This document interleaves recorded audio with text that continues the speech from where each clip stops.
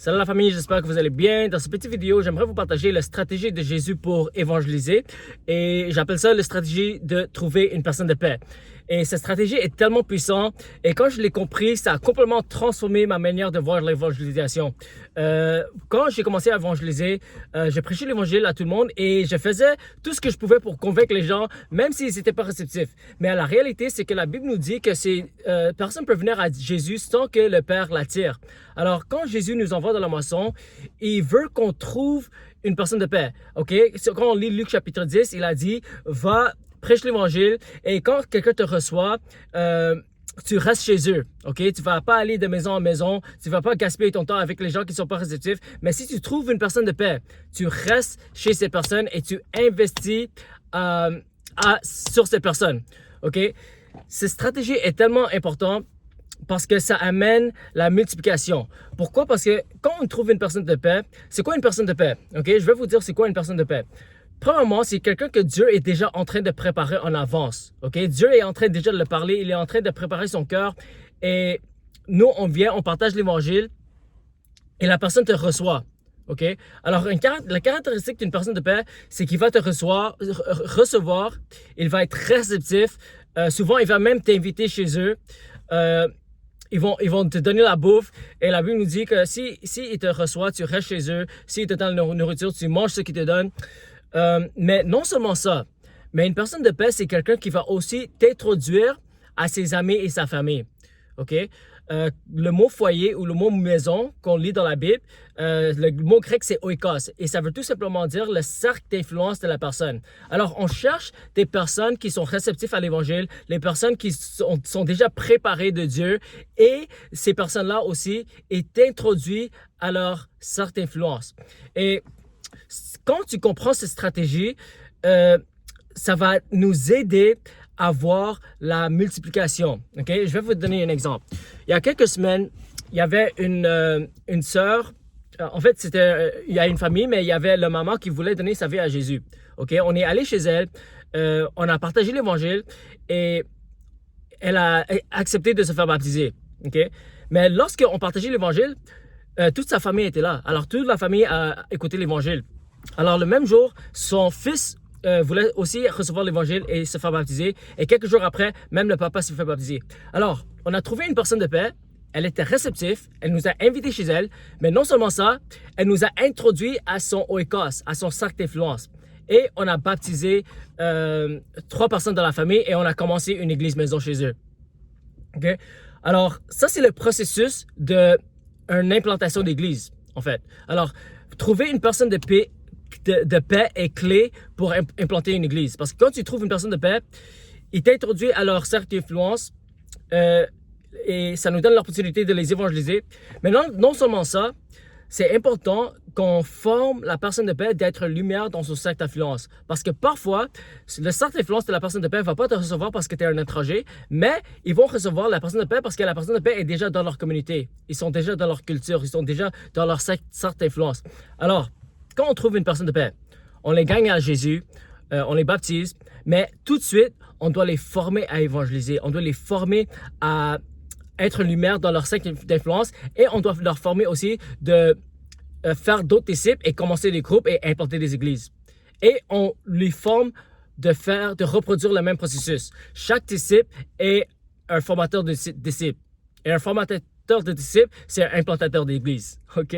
Alors, chacun de nous, on a l'appel de former les disciples dans toutes les nations. OK? Alors, quand on sort évangéliser, on prie pour des personnes de paix.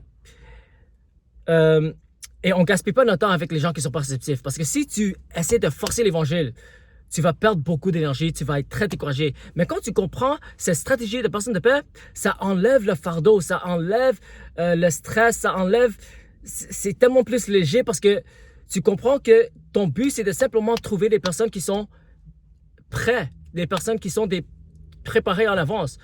Ça ne veut pas dire qu'on n'évangélise pas tout le monde. On doit évangéliser tout le monde, mais on doit déterminer rapidement si c'est une personne de paix potentielle. Parce que si ce n'est pas une personne de paix, c'est une personne qui n'est pas réceptive, je ne vais pas gaspiller mon temps avec ces personnes.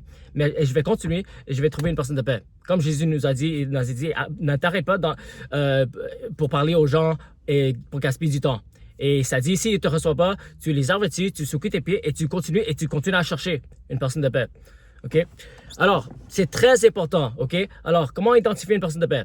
La personne de paix est réceptive, elle écoute l'évangile, mais aussi ils ont un cercle d'influence à qui ils vont t'introduire. Ou eux, ils vont être des lumières dans leur cercle d'influence. OK? Et quand tu examines la Bible, c'était la stratégie qu'ils ont utilisée partout dans les évangiles, partout dans les actes des apôtres. Okay? On voit nulle part où les gens invitaient les gens à l'église. Aujourd'hui, je sais que on a l'habitude de faire ça parce qu'on a été enseigné de simplement enseigner les personnes des personnes à l'église. Okay? Mais ce qui se passe quand on invite les personnes à l'église, c'est pas forcément mauvais. Les gens donnent leur vie à Jésus comme ça. Mais ce qui se passe, c'est que souvent, on va l'inviter à l'église, mais après, on va isoler la personne de leur famille. Okay? Et ça peut amener la persécution qui n'est pas forcément nécessaire.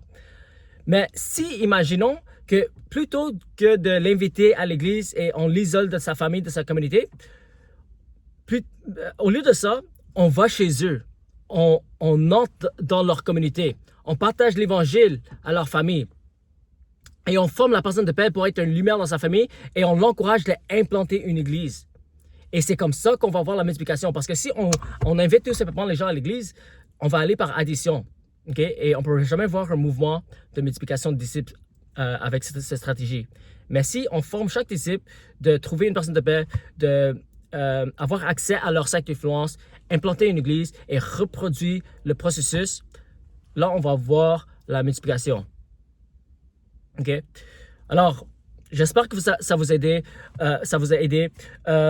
Juste pour vous donner comme des outils pratiques, quand je sors évangéliser, comment je fais? Par exemple, quand je fais la porte-à-porte ou quand je fais l'évangélisation de rue, parfois je vais avec un ami, parfois je suis seul, mais je vais tout simplement offrir la prière.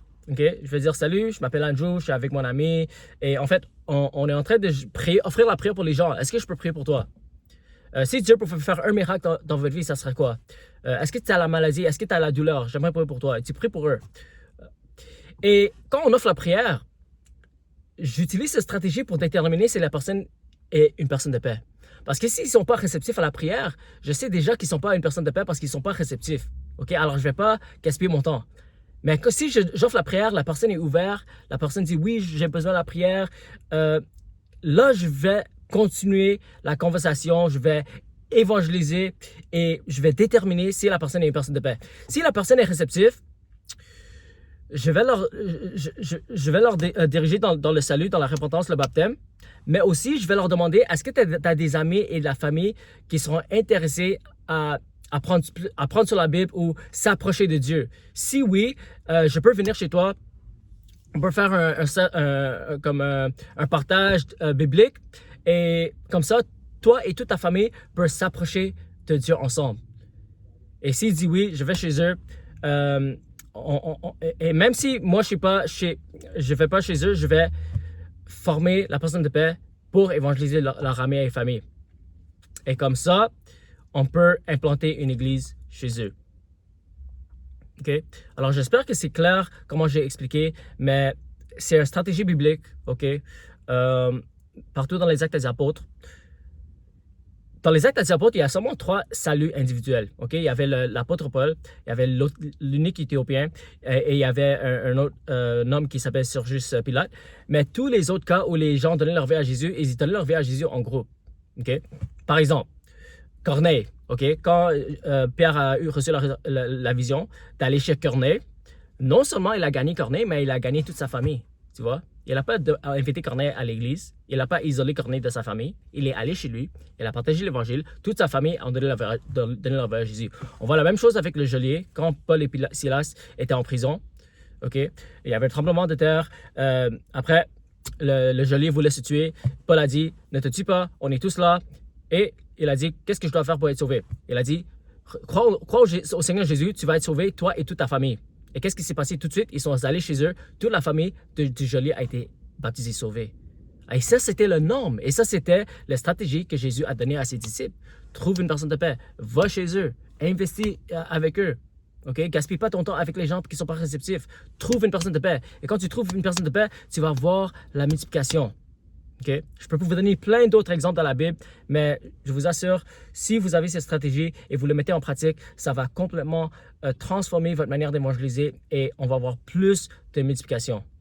Okay? Alors que Dieu vous bénisse et on se voit à la prochaine.